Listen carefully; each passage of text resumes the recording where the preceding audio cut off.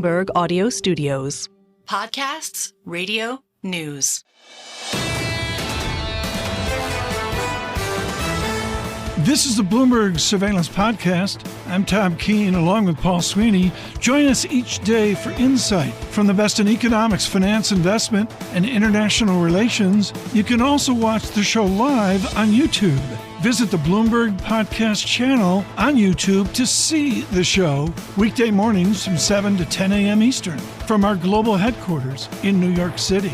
Subscribe to the podcast on Apple, Spotify, or anywhere else you listen, and always on Bloomberg Radio, the Bloomberg Terminal, and the Bloomberg Business app. Joining us now, Andrew Hollenhorst with Citigroup. He has been spectacular on looking for a higher interest rate regime and then coming down. He's looking for a persistency of rate cuts. Do you still live with the persistency of rate cuts? We do, and I think we feel a lot more confident in that after the jobs report, where we just see a consistent story of a hiring rate that's come down and an unemployment rate that's come up. What to me is so important here is the study of the complete economy. Can you look at the complete American economy, or is it so polarized you got to look at it as lump, the haves, the have-nots?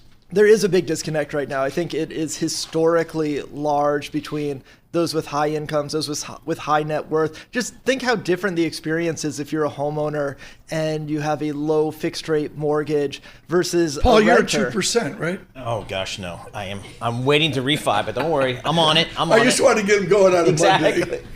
So, Andrew, talk to us about this labor economy. Tom and I had a really interesting series of guests on Friday when this data came out, and I guess the two theories were, hey, 4.2, 4.3%, that's good. Unemployment, that's fine. But no, if you look at the recent trends, they're going the wrong way. How do you look at it? Yeah, I think if you just focus on 4.2% unemployment, that's not a bad unemployment rate if we could just stay at 4.2%. The problem is, like you're saying, all of the evidence is that unemployment rate is going to continue to move higher. And it may move higher in a non-linear way. I think that's a real concern. There's been a lot of focus on the idea that, well, the hiring rate's come down, the layoff rate hasn't come up yet. And the yet I would emphasize, because in every cycle, that's what we see. The hiring rate comes down, then the layoff rate comes up, and that's when you get that nonlinearity. So that goes to then the consumer. I'm not sure how to view the consumer. The consumer, on one hand, we've got the consumer wants a job, they have a job, and wages are going up, so that's good. However, you could argue that there's a lot of economic data suggesting the consumers may be stressing a little bit more than we think. That's usually going to be the last thing to slow down, so I wouldn't really look at that as the forward-looking indicator of where the economy is going. But you're absolutely right. Savings rate is low. People are spending. Again, the concern is that as the unemployment rate rises, does that start to change that behavior? Do people say, I'm not going to spend that extra dollar. I actually need to save a little bit more. And as that savings rate begins to rise, consumption falls. Andrew, I want to talk about the unemployment rate. I think even the most unsophisticated understand when it gets going, it gets going. Can you frame out a 5% unemployment rate? It's not hard to get there, Tom. If you just look at the trend that we've been moving up, we've been up about 0.1 percentage point per month. So if you think about the remainder of this year, we should be at 4.6, 4.7 if you just followed that trend. And again, you don't have to have a PhD in economics to look at the chart of the unemployment rate and see once it starts moving up, it usually accelerates higher. So I would think 4.6, 4.7 is maybe the lower end of where we'll get to this year. Does that change the thinking at the Fed? Is 4.9? Come on, in our world, Lisa goes to Costco and it's $29.99 for 400 pounds of strip steak. And that's different than $30. Is 4.9 different than 5.0 to Fed PhDs? This is definitely affecting thinking at the Federal Reserve at this point, where there is this awareness that you could have this sharp weakening of the labor market, is how Chair Powell talks about it. And I think we're moving from this discussion around should the Fed be preemptive, should they be cutting rates for insurance reasons, to do they just need to act now because we've already seen enough? And that's kind of where Waller was in his speech, where he, before he was talking about we still have time, we should be patient. Now it's a call to action. So put all that into your blender. What's the economic outlook? What's the GDP call for Citi these days? So GDP has been holding up surprisingly well, and I think that's kind of the tension in the economy right now is we have these signs of weakness in the labor market, but consumer spending has been holding up. We think that broadly this economy is going to slow down. We think we should be seeing growth rates below potential, possibly negative growth rates as we move forward. Again, that would be consistent with a sharp weakening in the job market, which we haven't seen yet.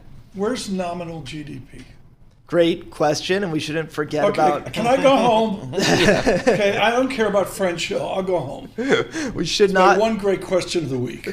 Not forget about the price element here, right? Is that we've had prices that have been rising very rapidly. The last quarter or so of data, we're at closer to a 2% underlying inflation rate. So I think underlying inflation now, getting back towards that 2% rate, that should be where we're running over the next few months at least. You add that to a real growth rate that is sub 2%. So we're getting back to much lower nominal growth rates where these have been very elevated. Tie that in. One final question. Tie that into Citigroup securities analysis.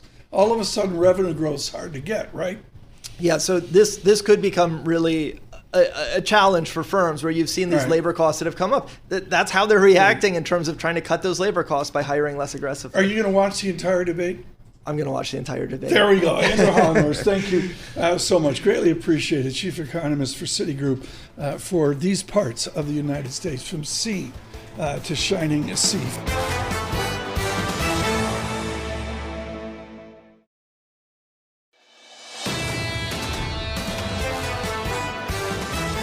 On the debate, Henrietta Treyz, Veda Partners. Henrietta, is there any indication the Democratic candidate can move to the center?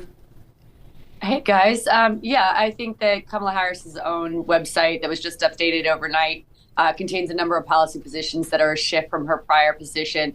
She's bringing the capital gains rate down to 28%, for example. She's got the corporate tax rate set at the same level that Barack Obama and Joe Biden both had at 28%. I think the more interesting question is what can actually get done, and all those numbers will have to come down next year if Kamala Harris is president and she wants to get a bill through the House and Senate. So I am encouraging investors to sort of look ahead to who's on the member which committees to see that it'll be a 25% corporate rate max, and that's sort of where we are. So this is your wheelhouse. Do you just assume there's gridlock next year?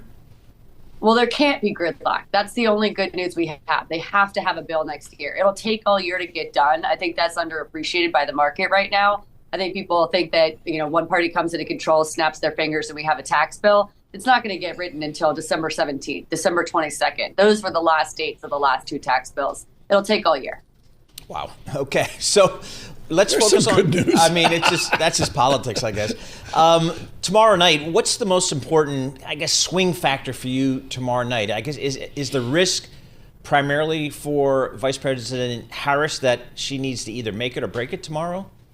Yeah, one of the candidates is going to, I think, very likely have something that gets blown out of proportion and changes the narrative, mostly because the American public, the media landscape, demand that right now. The race is neck and neck in every single swing state and nationally. So we are primed, just as we were for Joe Biden to drop out. We are primed for a major event from this debate because there are no external catalysts to come hereafter that anybody can predict. We will potentially get an October surprise, but this debate, which is probably going to be the last debate, is the only thing standing between now and the election. So how aggressive does Vice President Harris need to be to maybe make a positive break? I think everybody's going to come in pretty hot. I think they're eager to be on the same stage together. It'll be their first time. I would not be surprised if there are fireworks tomorrow. What's a win for former President Trump tomorrow? Because I think obviously the electorate is fully aware of Mr. Trump. But what would be a win for him, I guess? A win for Trump, I think, would be able to focus on policy, really speak to suburban, female, married voters. Those are a demographic that he needs to win the election and is where he's materially underwater. Right. If Kamala Harris could speak to that same demographic as well and give a presentation of the top things that really resonate with voters from her perspective, things like the future of democracy and specifically abortion, she's up by something like 47 points with female voters in the under 35 cohort. So she doesn't really need to get those people on board with her any further than they already are. But both Trump and Harris need to speak to the middle, but then they also need to energize their voters. I think any anything where Trump does not say something against early voting would be helpful. He really needs to help the Republican machine encourage early voting, which is something he keeps denigrating. Right. She's in major preparation in Pittsburgh. Okay, fine. Is President Trump in major preparation? Is he going to go in and completely ad lib it in an ad hoc way? Or is he going to be more organized than what his supporters and others have seen over the last number of days and weeks? I wouldn't expect a lot of organization. I mean, we just had this movie in June. It was a high stakes debate between Trump and Biden in June. And I think what we saw from former President Trump was a very ad hoc sort of fact-free approach to having a conversation with Biden that ultimately was wildly successful and got Joe Biden off the ticket. But if you read any of the commentary that Trump put out there, talking about Democrats supporting killing babies after birth that's not true. So there were a lot of things that I think Kamala Harris could try to seize on if the tension isn't the way it was during the first debate. And we just saw that. And I think that Trump would be well served to sort of focus on some policy platforms and get that out there again to speak to that suburban voter. Henrietta, we keep hearing more and more, I guess, over the last 3-4 election cycles about just these handful of swing states. How did we get here? Because I don't remember growing up with 6 states determining the presidential election seemingly every cycle. Well, it really has always been that way. We have the Rust Belt, and the states shift every once in a while. Arizona, for example, never used to be in the conversation. Florida used to be in the conversation. Colorado used to be in the conversation. So the states themselves shift, but you always have these 6 or 7 that are deciding the electorate. I forget exactly what the number is, but 40 states consistently vote red or blue, going back to at least the last couple decades. I'm looking at the Twitter feed, all heated up. We had French Hill on, of course, from Arkansas, to be polite, a safe state for Mr. Trump. Henrietta Treyz, what is the ability of a hunk of this debate, or the whole debate, to just sit on the border question? I mean, that is in President Trump's advantage, isn't it? How does Vice President Harris amend the border question? Yeah, I think for Donald Trump, you would definitely want to stay on the issue of immigration, of crime. Those are areas where the Republican candidate far exceeds Kamala Harris in terms of voter perception. The priority for Harris, I imagine, would be to speak facts to the last 9 months of the decline in immigration at the southern border as a result of Biden's executive orders. She's going to face charges that she was late to this and that for 3 years they sort of sleepwalked through a problem. You're certainly going to hear that commentary echoed from the governors of Texas and other states that are on the border. If Trump could hammer that home, I think it would really help. It does resonate with voters. It is the second highest issue after the economy outside of protecting democracy, and it's followed by abortion. So those 2 issues, immigration and abortion, I think are major priorities. Henrietta, what happens after tonight? What did the 2 campaigns do as they sprint towards Election Day? Good question. They spend money left and right. I mean, we are doing ad campaigns everywhere. The Harris campaign has an ungodly sum of money to spend. I think it's something like $270 million in ads that they've already bought along the 7 states that you just mentioned. So for anybody who lives there, get used to seeing their faces. But early voting started, it's off and popping now. We're doing it. Henrietta, thank you so much. Look forward to speaking to you after the debate. Henrietta Treyz, Veda Partners. I can't say enough about using, say, Wikipedia to look at the past, like the presidential election of 2020. Joining us now, a congressman from a safe state for Republicans, Arkansas. French Hill joins us quickly here. So thank you so much for stopping by. Tom, great to be with you. Congressman. I see the percentages, and I think there's various Trump voters in Arkansas this morning. Now, out there, a really ugly weekend. I think Ian Bremmer has a president saying he's going to jail Democrats. I don't want to get into the silliness. I thought you were talking about the OSU Razorback game. No, yeah, that was painful too. But French, I want to talk about the different flavors of Republicans and how they're adapting to the rhetoric of their candidate into this debate. Well, it's important to know that I think, in my view, President Trump stands for the mainstream of Republican thought on economics, lower regulatory costs, lower taxes that promote economic growth, and that he uses tariffs in his speech. He was off on it in a big way yesterday as a cudgel to bring countries that do not have fair trading practices with the U.S. or lack market access for U.S. products and services to the table. But rhetorically, it's his top international economic issue, which is, you could say, inconsistent with long-term Republican economic philosophy, but not when you look back, say, at the Reagan administration. I mean, the fact is, the news of the week, and Paul, the New York Times Siena poll, I mean, I think a lot of people are like, wow, this guy still has a popular vote and clearly electoral vote momentum going. Does he move to the middle with a rhetoric I'm seeing out there?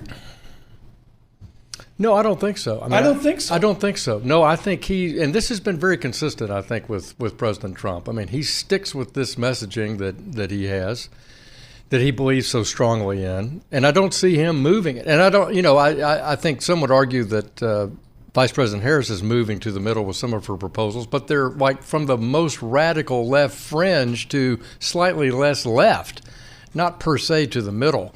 She uses a lot of press release buzzwords, child care, lowering taxes for working families and things like that. But when you get into the details, I don't think so. Would you expect to hear from both candidates tomorrow in this debate? Because it may be the only debate. Yeah, which is not good.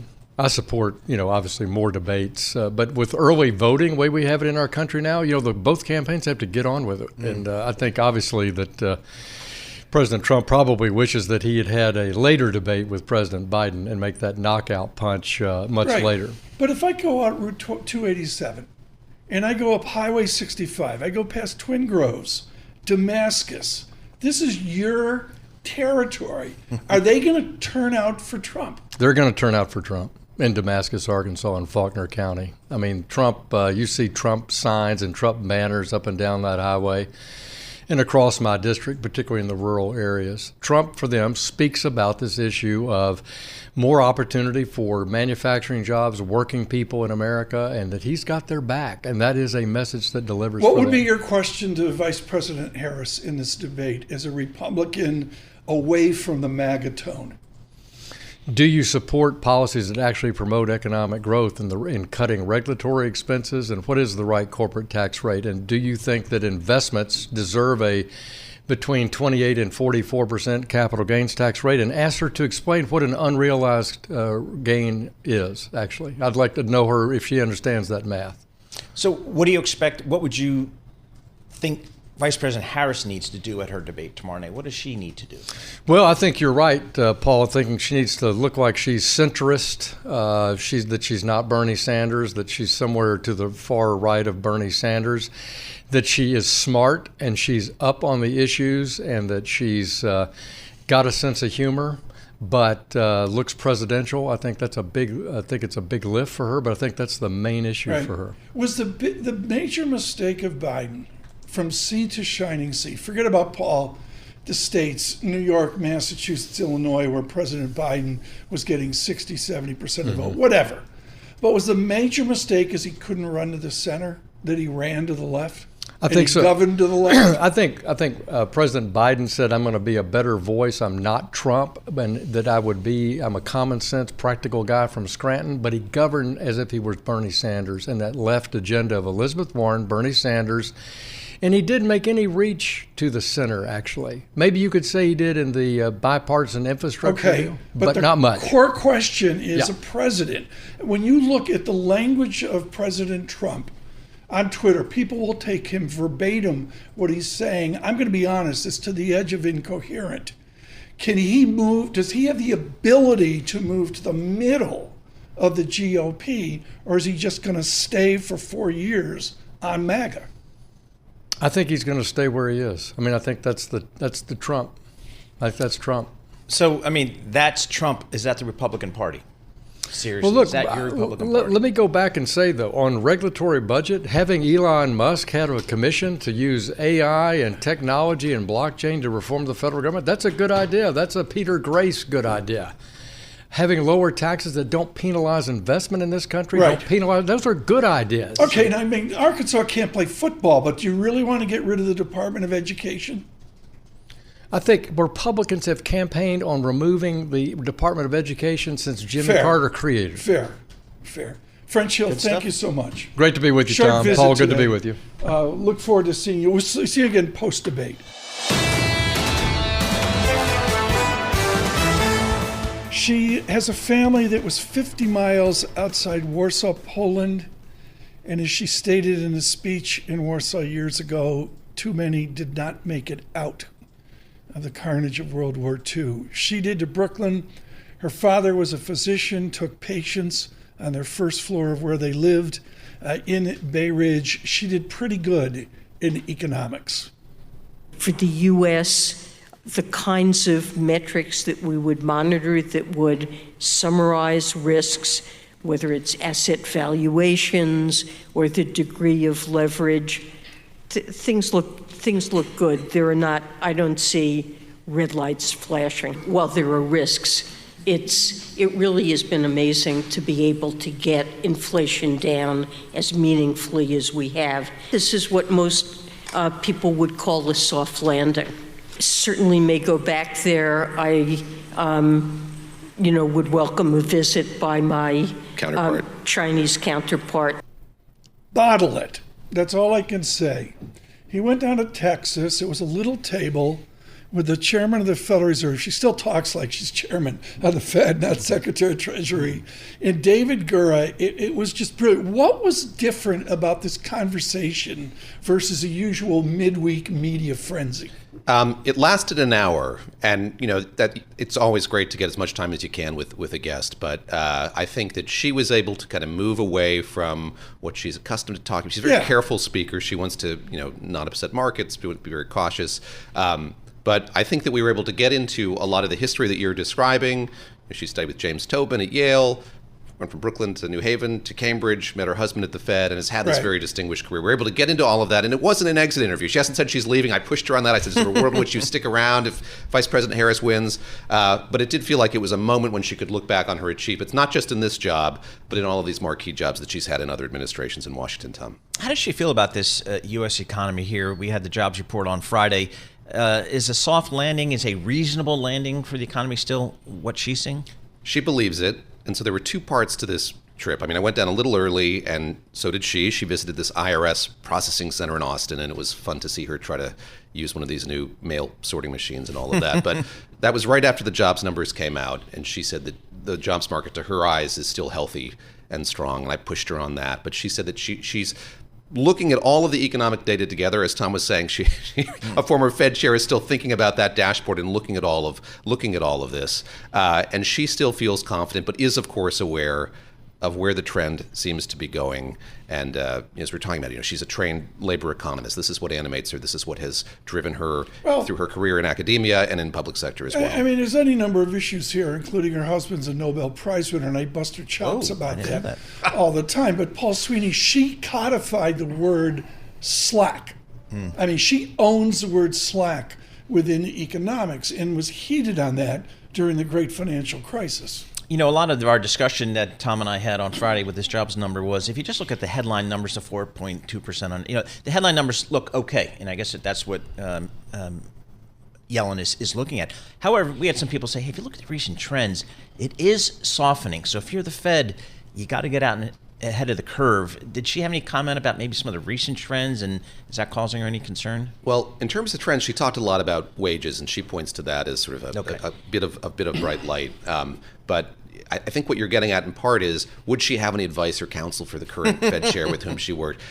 She wouldn't. I mean, that's where she's most studious, is not kind of dispensing advice or anything prescriptive toward the Fed. But to the point about the soft landing, she believes it's entirely possible, and we're on track for that. What's the debate look like? You're busy. I mean, you're in Texas, now you're going to Philadelphia. I couldn't get the direct Austin to Philly flight. But there is an Acela train from here, I understand. Yes, and I will take that down. Eric Balchunas, he tells us. Regularly. Yes. What's going to be the Gura surprise at the debate?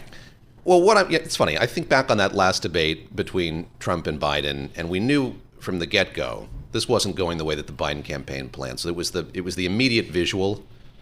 I think that something similar is going to be at play here in Philadelphia. These two people have not seen each other in the same room before. Of course, they haven't debated before. That moment when we see how they interact and what the atmosphere is going to be like in that room at the National Constitution Center in Philadelphia, I think is going to be hugely important. I mean, yes, Kamala Harris has debated before. We think of the zinger that she had with Mike Pence. I'm speaking when he interrupted her during the vice presidential debate. This is a big moment for both of these candidates, the only one that's on the calendar so far. And you look at the latest polling from the New York Times and Siena College, there are a lot of Americans who say, look, I'm familiar with Donald Trump. I know what animates him, how he operates. She is still a bit of an enigma. Voters want to know more about her, yes, what her policies are, but also sort of what animates her and how she comports herself. And this will be perhaps the moment during this campaign when a lot of people will see that. Do you think her camp is saying go toe-to-toe with former President Trump, or maybe just stick to policy and not get engaged in where he may want to go, in terms of rhetoric? I read deeply over the weekend in terms of how she's preparing. She's been holed up in Pittsburgh at the Omni Hotel for 5 days, going through traditional debate prep. And I mentioned that moment with Mike Pence. That was seen as a great moment by supporters of Vice President Harris and her team as well. Look, we're going to have these muted mics again. It's going to be hard to get that kind of muted yes, mics? there will be muted mics We again. tried that on surveillance. That went down in flames. Tom has taped over the button. We're unable to do it. But yes, we will have it. That will limit her ability to kind of get some moment like that out of Donald Trump. But suffice to say, they're trying to find ways to get him animated and to sort of step out of the kind of prepared mode that he would have on stage. On the Gura travels, I mean, he's down in Texas. So what do you do in Texas? You buy a Stetson, except they were made in Philadelphia originally. Yes. Did you really buy a Stetson? I went to Allen's Boots on South Congress, Yeah. and this was impulsive. But then you get in there and you start talking to the folks who know all about it. So I bought an open road Stetson. It was fitted. This is the LBJ style Stetson. Oh, this is a large one. Yeah. I'll bring it in. I didn't want to bring it because I didn't bring it to Philly. But you're going to look like you got a deal with Warner Brothers down in Nashville. Yes, I should. Maybe I should wear it everywhere. I will say another highlight for me, if I can allow it, was Julia Coronado kindly came to the event itself, and we got some margaritas on 6th Street afterward, and so she sends her regards. Back to you, Dr. Coronado, of course. Has worked with. What's she saying? 25 and 50 beeps. I think that she's leaning, after the third margarita. I don't want to speak for her, but I think that she sees the reasoning for a 50 beep. We'll see if Powell agrees. This will be an interview. Again, I really can't say enough about it. David Gura's lengthy interview with the Secretary of Treasury.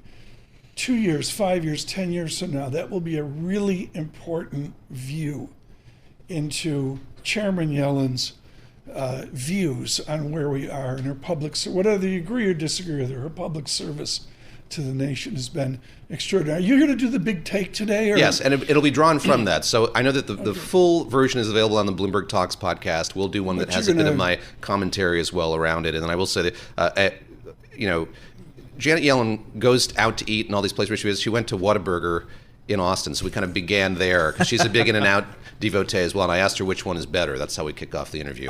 Very diplomatic answer. They both have good qualities. It was embarrassing. She'd send a car up to U Street and Ben's Chili Bowl. In London in Washington, 2 or 3 times a week. David Gura.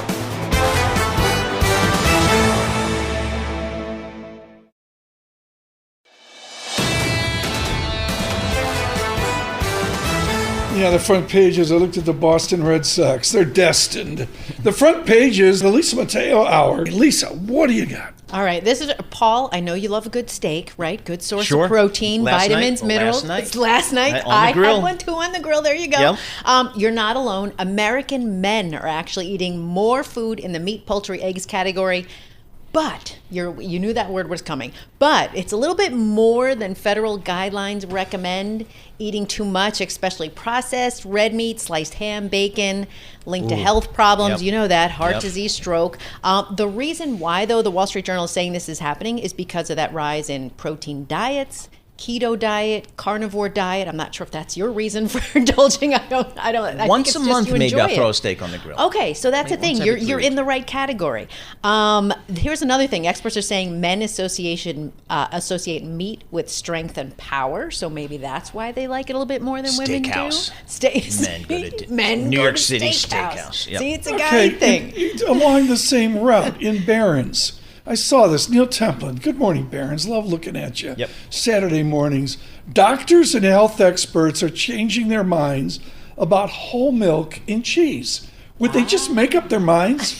I think like on butter, or we've gone like back and forth. On the 6th floor of Bloomberg, there's like 27 different varieties of milk. Yes. But the reality is, you get whole milk from a cow. Everything else just... Yeah, it Come gets confusing because there's so many different kinds. And do you go whole milk? Do you go the 2%? Of course Do you go the 1%? So we're all dying to know at Costco. Yes. When you get the 3 carts lined up, which milk is in the Mateo? We do house? the lactate. I feel so sorry for the Mateo people household. Children, it's just the poor abuse. children. I'm thinking about the children. It's a great. I got to read this article. Neil Templin, thank you for that from Barron's. Next, what do you got? This was in Screen Time. This one I point out because the number of people who pay for some kind of TV bundle, we were just talking about this, is falling, down by 4 million so far this year. This is according to an investment research firm, and that includes YouTube TV. So media executives are saying that a certain share of the population is going to continue to pay for the channels, like the older folks, and yes, me, who has to do it for the sports things for the hubby. But today you can watch, NFL and Peacock, Paramount Plus, Amazon. So it's this whole, back and forth with this as well. We also mentioned YouTube. So Nielsen saying Americans spent more time watching YouTube on their TV sets in July than all of the networks and streaming services owned by Walt Disney. So it's just an interesting kind of perspective to see where things are headed and where it will go from here. Where is it in 2 years, Paul? 3 years, 4 years? The trend just continues. The trend continues. I guess there's some floor for people like me, a certain demo. Is that 40% of households as opposed to 80% of households that paid for TV in the past? I don't know, but it's a much smaller number, and it is just brutal economics for the big media companies. We have studied this, folks, and this is just one big Bloomberg surveillance experiment, I should say. I can't say the early indications of our international reach on YouTube are just jaw-dropping. Good morning, Bangkok, in the good evening of the Pacific Rim. Next, Lisa. Love that. The peak of Atlantic hurricane season starting to get underway, right? But this new Bankrate survey, it shows that a lot more homeowners, they aren't really financially prepared for these extreme weather things. 1 in 4 say they're unprepared for it, like a hurricane, tornado, wildfire, flooding. The Wall Street Journal has an article about this not too long ago showing the increase in how much more people are paying for this. But 15% say they won't be able to even pay the deductible without going into debt if something were to happen. So it's kind of like an open your eyes thing, mainly in the South and the West. Tom, I was usually for that. riding the Vespa around the Jersey Shore yesterday, and I came across this measurement where they show where the high water mark was for Superstorm Sandy. It was twice my height. So it was like 12, 13 feet. And I looked around, and there were houses everywhere. They must have been just all destroyed, and they're all, of course, new construction. I lived indirectly. I don't know what folks there do. My father was in a fire zone in California, and there's some serious fires out on the West Coast in that terrible heat right now. And they could only insure half the house. Yep. I mean, and they just... So you could do that. You can just insure half your... No, they were told. They didn't have a choice. Oh. That happened at our house out in California. Really? We finally lost insurance, so we had to go to Lloyd's of London to get insurance. Those are the people that secure like ships going through the Suez Canal. That's the last line of insurance for people in California. That's how grim it is. You had to cut the kids off from their cell phone bills. The absolutely. I'm still paying everybody. That. Next. Okay, South Korea might have the lowest birth rate, right? But it's people, they still want to create a family. So they're trading in baby strollers for pet strollers, okay? So sales of dog strollers last year outpaced those of baby strollers for the first time. That's according to one of South Korea's largest online retailers. Why are they not having children? It's even strong in the first 6 months of the year. They just feel like they're not having, they're not having any more children. They just say it's too expensive or whatever their reasoning is for it. Wow. But they're doing the dog strollers. I don't like the dog strollers. No. Please tell me you don't ride kennel fee through Central Park. Stroller, the vet had a tantrum and won't get in it. Okay. Kennel fee all over it. Really? She's sitting there looking out like she owns the territory. It's, it's okay. It's not Hermes, but, it's a dog stroller. I just can't. The other day, I saw a woman. She had the dog stroller, but then her little toddler was walking along next to her. I was like, something's not right here. Yeah. You just wonder, like at the debate tomorrow night. I get it. Henrietta Treyz says they're going to do the border, and they're going to do abortion. Can somebody just talk about child care in America? Yep. That's the reason. Would that be like, can we get 15 seconds? Yep. Like, what's the plan? Yeah. Yep. And I know a lot of our listeners will say there is no plan. That's the way we want it. And it's a huge issue. Post-pandemic, when people were home taking care of their kids, now they have to go back to work, and it just resurfaces this whole challenge once again.